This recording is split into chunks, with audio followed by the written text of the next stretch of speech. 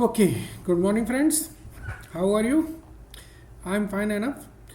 तो अभी हम लोगों ने जो प्रॉब्लम की वो थी P10 स्टडी मटेरियल की। अच्छी प्रॉब्लम थी। हमें जोन्स की सेल्स को बाइफरगेट करना था, मैक्सिमाइजेशन की प्रॉब्लम थी। इसमें हमने 4 बार इम्प्रूवमेंट की तो फेडअप हो रहे थे। चलिए, अब एक प्रॉब्लम और है इंस्टीट्यूट की। हमारी बुक में ये P4 है, इंस्टीट्यूट में स्टडी मटेरियल 7 है। ये एक अपने आप में बहुत अच्छी प्रॉब्लम है। एक बार इसको देख लें जरा।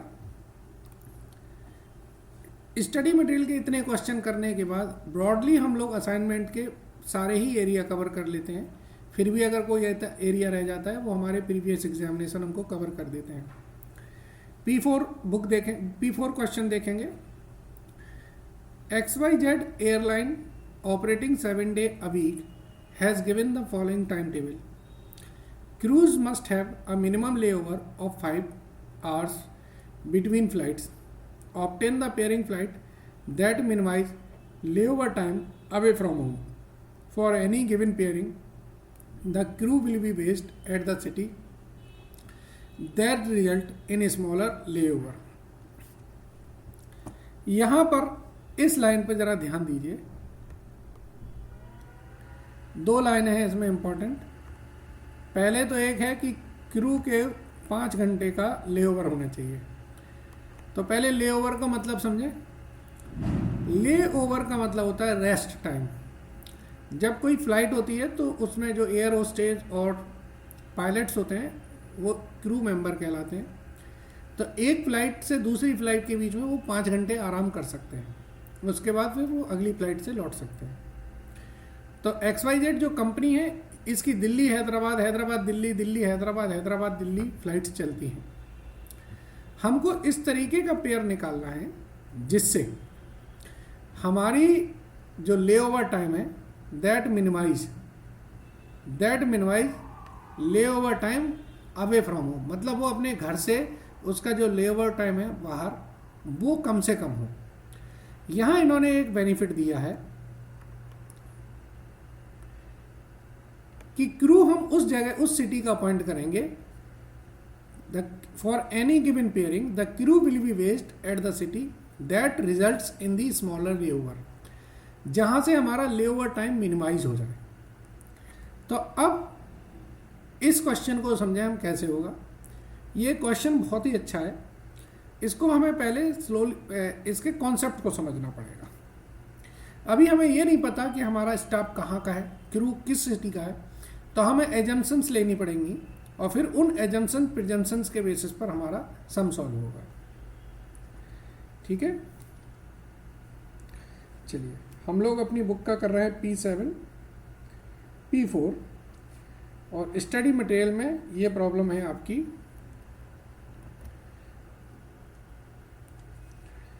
स्टडी मटेरियल का ये 7 नंबर क्वेश्चन है। तो सबसे पहले हम लोग लेओवर टाइम निकालेंगे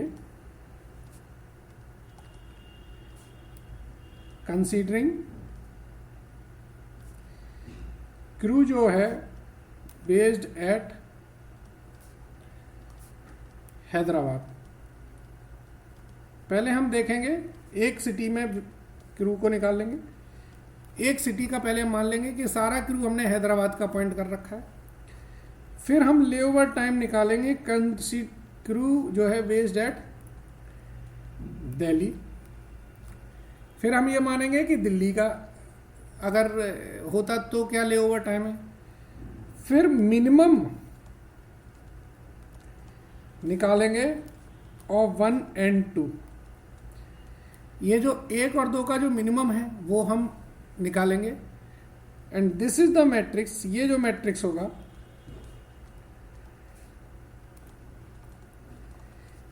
ठीक है ना। और दिस इज, अगर हम इसको मैट्रिक्स की बजाय बोलें कि अगर ये हमारा स्टार्टिंग मैट्रिक्स है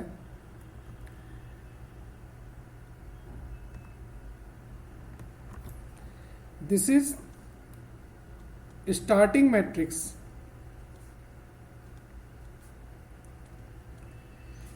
फॉर हंगेरियन। तो ये मैंने आपको ब्रॉडली कॉन्सेप्ट बताया कि ये प्रॉब्लम कैसे होगी। सबसे पहले क्योंकि इन्होंने बोला क्रू आप कहीं का भी अपॉइंट कर लो, चाहे दिल्ली का अपॉइंट कर लो चाहे हैदराबाद का, तो हम हैदराबाद का अपॉइंट करें कि दिल्ली का अपॉइंट करें, इसके लिए इम्पॉर्टेंट है कि पहले हम एक एक करके करें। पहले हम दिल्ली का अपॉइंट कर लेते हैं, फिर हैदराबाद का अपॉइंट कर लेते हैं, फिर दोनों का मिनिमम निकाल लें। क्योंकि उन्होंने बोला जहाँ का भी रखना है रख लो, बट हमारा ले ओवर टाइम मिनिमम होना चाहिए। ठीक है, तो पहली एजम्पशन हमने क्या ली, अब यहाँ से सॉल्यूशन हो रहा है। क्रू जो है वो बेस्ड है एट हैदराबाद, ये हमने एजम्पशन ली। जरा एक क्वेश्चन को दोबारा देखें।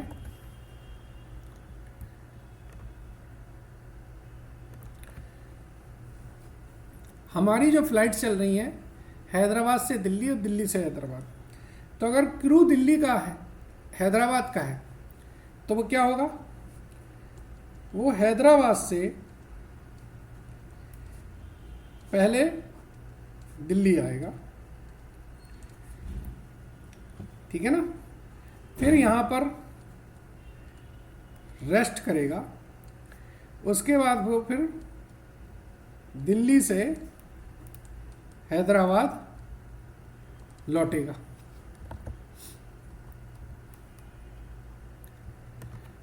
मैंने बताया आपको कि हैदराबाद से पहले दिल्ली जाएगा, वहाँ पर रेस्ट करेगा, उसके बाद फिर वो दिल्ली से हैदराबाद वापस जाएगा। ये उसका घर है, क्योंकि हमने माना है ना कि क्रू हैदराबाद का है, तो जो हैदराबाद का बंदा है वो पहले हैदराबाद ही लौटेगा। अब हैदराबाद से दिल्ली की जो फ्लाइट है वो कौन सी है, देखो जरा। हैदराबाद से दिल्ली की जो फ्लाइट है वो मेरी है A1 फ्लाइट। तो मैंने ये माना कि बंदे ने, किसी भी स्टाफ ने A1 फ्लाइट ली, तो उसने 6 बजे से हैदराबाद से दिल्ली की फ़्लाइट पकड़ी, तो वो यहाँ पर कितने बजे आ गया, ये सुबह 8 बजे आ गया। यहाँ पर उसने 5 घंटे आराम किया। 5 घंटे आराम करने के बाद कितना टाइम हो गया, 1 बज गया। अब 1 बजे वो गया एयरपोर्ट। एयरपोर्ट में उसने कहा भाई मुझे हैदराबाद वापस जाना है, आप मुझे बताइए कौन कौन से ऑप्शंस अवेलेबल हैं। तो उसने कहा, जो वहाँ पर काउंसिल रिसेप्शनिस्ट बैठी है, उसने कहा सर मेरे पास 4 फ्लाइट हैं। ये 4 फ्लाइट किस चीज़ की हैं, दिल्ली से हैदराबाद जाने की, B1, B2, B3, B4। ये कितने बजे जाएगी, ये सर 8 बजे है, ये सर 9 बजे है, ये सर 2 बजे है, और ये 7 बजे है। अब आप खुद सोचिए, अगर ये 1 बजे होटल से लौट के आया है कोई बंदा, ये कितने बजे लौट के आया होटल से, ये 1 बजे एयरपोर्ट पे पहुंचा है। अगर वो 8 बजे सुबह की फ़्लाइट लेनी है तो कब लेगा, वो नेक्स्ट डे लेगा। अगर उसे 9 बजे फ़्लाइट लेनी है तो अगले दिन ही लेगा कि नहीं लेगा। अगर 2 बजे फ़्लाइट लेनी है तो वो सेम डे ले लेगा। क्यों भाई, 1 बजे वो एयरपोर्ट पहुंचा है, 2 बजे फ़्लाइट है, तो 1 घंटे बाद उसकी फ़्लाइट है, वो काहे के लिए रुकेगा अगले दिन तक। और अगर 7 बजे लेनी है तो भी वो सेम डे ले लेगा। यानी कि अगर कोई बंदा A1 फ्लाइट लेके जाता है और B1 से लौटता है, तो वो दिल्ली में कितने बजे पहुंच गया था, दिल्ली में पहुंच गया था वो 8 बजे, और लौटा कितने बजे, 8 बजे, अगले दिन 8 बजे। तो दिल्ली में वो कितने घंटे रहा, अगर वो A1 से गया कहाँ,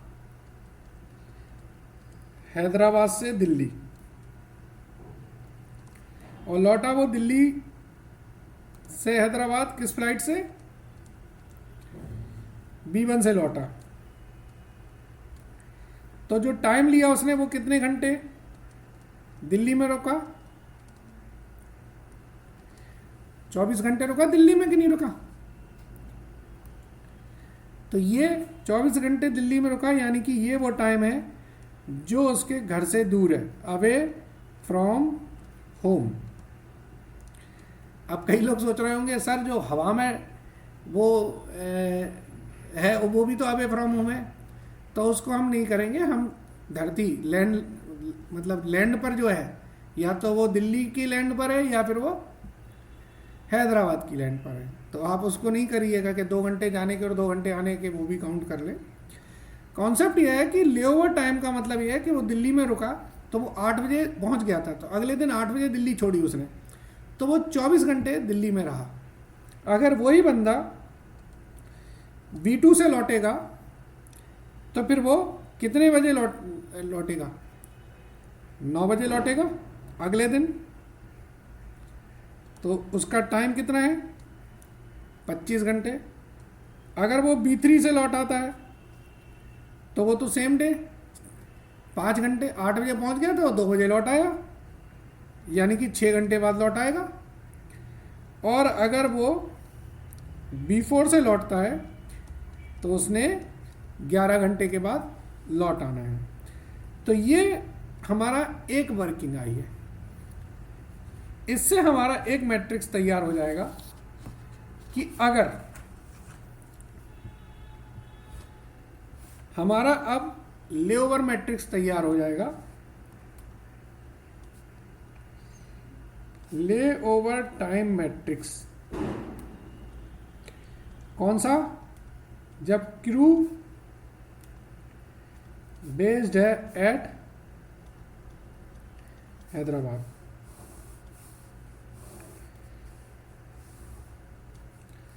हम लोग फ्लाइट्स इस तरीके से बनाएंगे। अगर वो A1 से जाता है और लौटता B1 से है तो उसका टाइम है 24 घंटे। अगर वो B2 से लौटता है तो उसका टाइम है 25 घंटे। अगर वो B3 से लौटता है तो 6 घंटे, और अगर वो B4 से लौटता है तो 11 घंटे। ठीक है, इसी तरीके से हम सारी फ्लाइटों का टाइम निकाल लेंगे। ये 22 घंटे, ये 23 घंटे, ये 28 घंटे, ये 9 घंटे, ये 16 घंटे, ये 17 घंटे, ये 22 घंटे, ये 27 घंटे, ये 10 घंटे, ये 11 घंटे, ये 16 घंटे और ये 21 घंटे। ये मैट्रिक्स हमारा बन गया, लेओवर टाइम मैट्रिक्स बन गया जब हमारा क्रू हैदराबाद का था। अब यही कॉन्सेप्ट हम रिपीट करेंगे। दूसरा एजम्पशन है जब क्रू बेस्ड है दिल्ली का। अगर दिल्ली का क्रू होगा तो क्या होगा? वो फ्लाइट लेगा दिल्ली से हैदराबाद की। कौन सी फ्लाइट है? दिल्ली से हैदराबाद की जो फ्लाइट है वो है B1, 8 बजे चलती है और यहाँ पर पहुँच जाती है 10 बजे। इसके बाद यहाँ पर उसने रेस्ट किया, कितने घंटे? 5 घंटे। 5 घंटे रेस्ट करने के बाद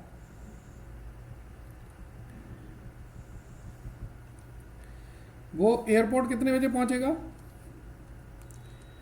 बिल्कुल सही है, ये वो एयरपोर्ट पे पहुंच गया।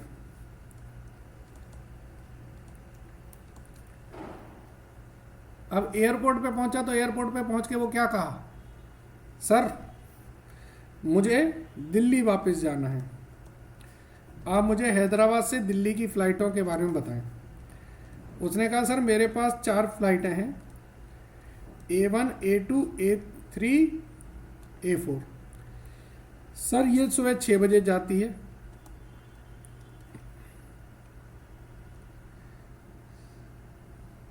सर दूसरी फ्लाइट मेरी सर 8 बजे जाती है, क्वेश्चन से देख के। तीसरी फ्लाइट सर मेरी 2 बजे जाती है, और चौथी फ्लाइट सर मेरी 8 बजे जाती है। ये 4 उसने फ्लाइटें बता दी। अब हम ये देखें कि कौन सी फ्लाइट वो कब पकड़ सकता है। ये फ्लाइट वो 3 बजे एयरपोर्ट पहुंचा है, दिल्ली पहुंच गया था वो कब, 10 बजे, एयरपोर्ट पहुंचा 3 बजे, तो ये कब पकड़ेगा वो, ये तो अगले दिन ही पकड़ेगा, ये वाली भी अगले दिन ही पकड़ेगा, ये वाली भी अगले दिन पकड़ेगा, ये वो सेम डे पकड़ सकता है। तो ले ओवर टाइम क्या रहा, 10 बजे से लेके 6 बजे तक, यानी कि कितने घंटे हो गए, ये 20 घंटे हो गए, ये 22 घंटे हो गए, ये हो गए हमारे कितने, 28 घंटे। और यहाँ पर 8 बजे सेम डे है, 10 बजे पहुँच गया था वो, और 8 बजे वो लौट रहा है, यानी कि वो 10 घंटे के अंदर लौट रहा है। तो अब हमारा इसी कॉन्सेप्ट को बेस रखते हुए हमारा लेओवर मैट्रिक्स बन जाएगा।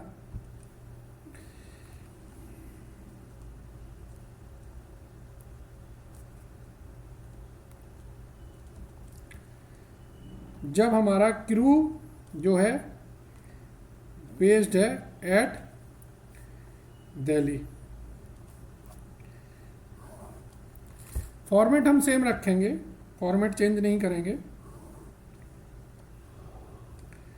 अब मेरा क्रू B1 फ्लाइट से गया था दिल्ली, दिल्ली से हैदराबाद, लौटा वो किस फ्लाइट से, अगर वो A1 से लौटा था तो वो 20 घंटे बाद लौटा, अगर A2 से लौटता तो वो 22 घंटे बाद लौटता, अगर वो A3 से लौटता तो 28 घंटे बाद लौटता, और अगर वो A4 से लौटता तो 10 घंटे लगता। ऐसे ही अगर वो B2 से गया होता, तो B2 से अगर गया होता तो उसका जो टाइम होता वो 19, 21, 27, 9।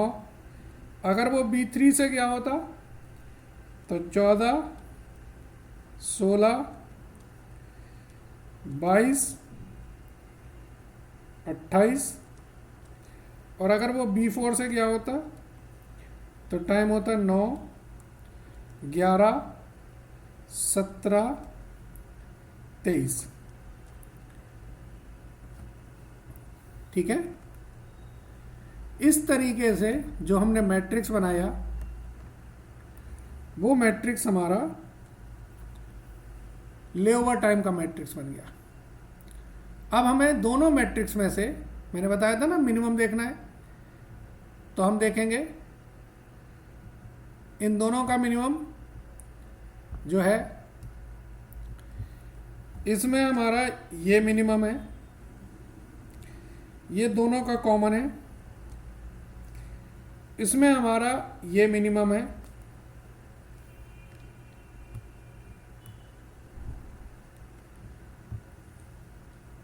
ये हमारा मिनिमम है।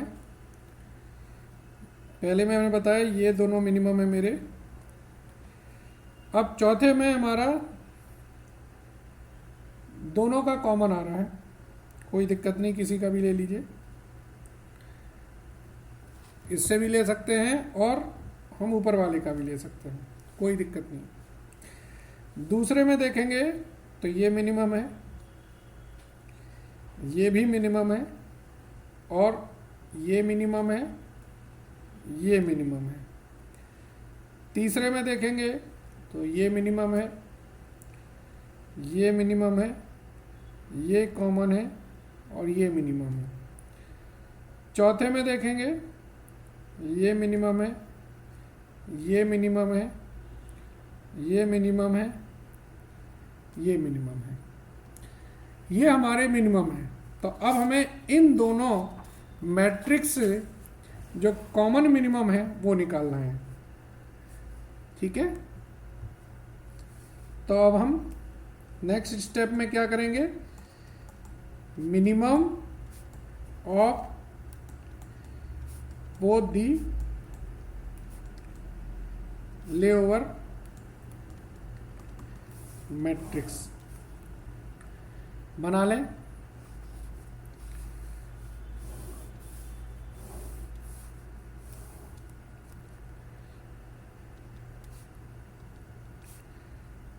सॉरी, ऊपर हमने V1 V2 V3 लिखा था, तो हम V1 V2 V3 V4 A1 A2 A3 A4 ये 20, ये 22, ये 16 और ये 10, 19, 21, 17, 11, 6, 16, 22, 16, 9, 9, 17, 21। ये हमारा इन दोनों मैट्रिसेस का मिनिमम आ गया। अब क्या करेंगे हम, नाउ अप्लाई हंगेरियन मेथड। इस क्वेश्चन में आपने गौर से देखा हो तो इस क्वेश्चन में हमको कुछ दिया नहीं था, सारा हमें समझना पड़ा, इसलिए क्वेश्चन अच्छा माना जाता है।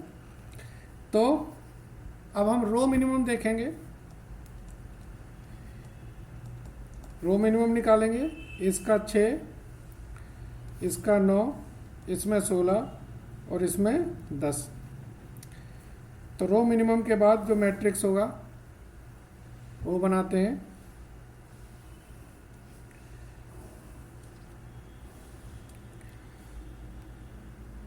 V1 V2 V3 V4 A1 A2 A3 A4 14 13 0 3 13 12 7 0 0 1 6 1 0 1 6 11।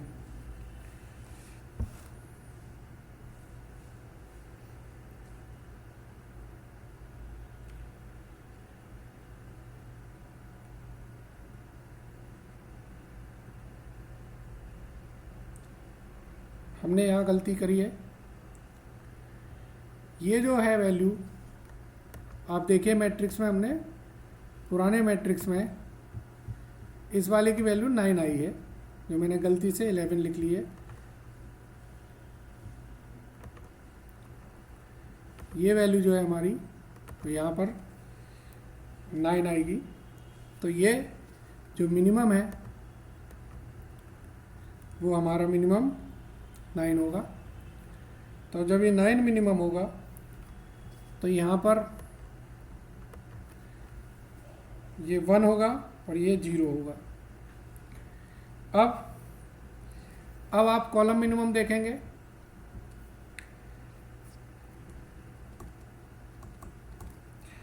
Column minimum 0 0 0 0।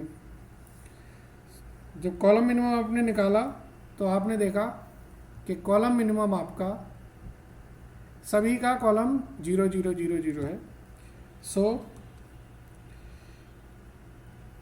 Column operation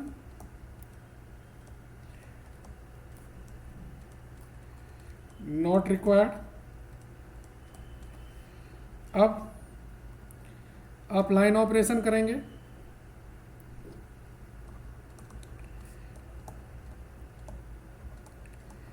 तो लाइन ऑपरेशन करेंगे तो आप लाइन ड्रॉ करें। हर एक में एक ही लाइन है, आप चाहे कैसे भी कर लें, आपको 4 लाइन ड्रॉ करनी पड़ेंगी। तो number of lines is equal to 4 is equal to order of matrix. It means optimal assignment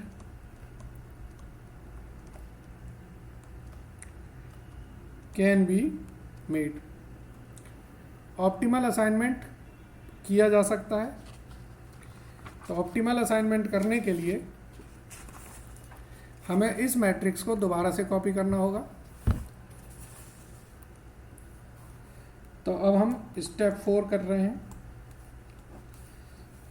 step 4 के लिए हमें इससे पुराना मैट्रिक्स दोबारा से कॉपी करना है।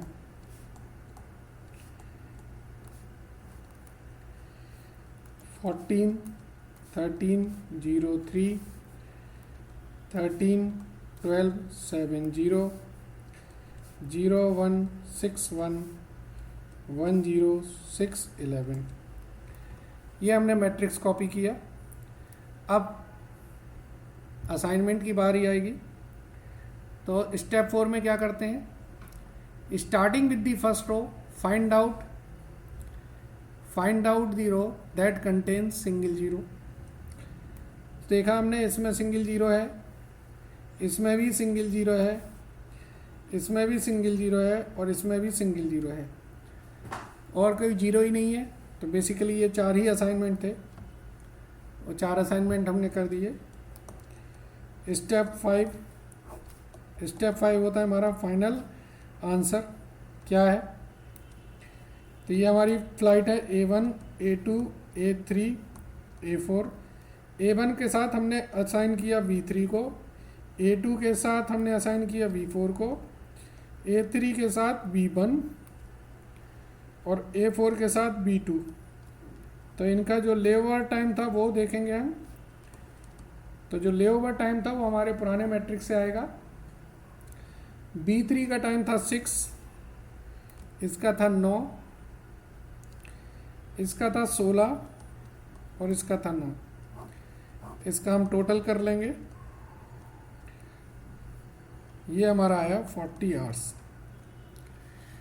तो इस क्वेश्चन में अगर गौर से देखें तो हंगेरियन मेथड के बाद कोई मेजर चीज़ नहीं होती है असाइनमेंट में, लेकिन उसके पहले आपको काफ़ी चीज़ें क्लियर करनी होती हैं, ठीक है ना। तो हंगेरियन मेथड के बाद तो फिर आपको सिंपल से कॉन्सेप्ट ही लगाने होते हैं, तो आप लगा लेते हैं। अब अगला कॉन्सेप्ट है, बेसिकली स्टडी मटेरियल के हमारे सारे क्वेश्चंस हो गए हैं। अब हम लोग करेंगे प्रीवियस एग्जामिनेशन के क्वेश्चंस। आई थिंक सो आप लोगों को पूरे क्लियर हैं कॉन्सेप्ट्स। एक बार हम लोग रिवाइज कर लें।